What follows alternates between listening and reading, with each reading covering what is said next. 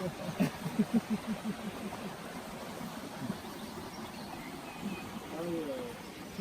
müdürü biralarıyla biz bir alalım. Lazım gelirken hani oldu mu bu konu? Tamam mı? Oldu ya. Oldu ya. Allah haddin belki asker hatırlıyor. Yine bir de oradan oğluklarını uzaktan.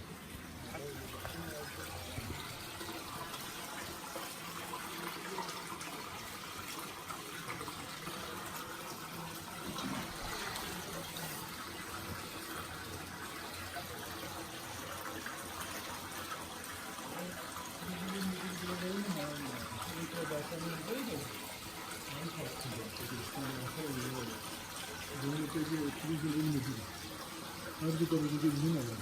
Yarın ben de atayım, falan da falan da.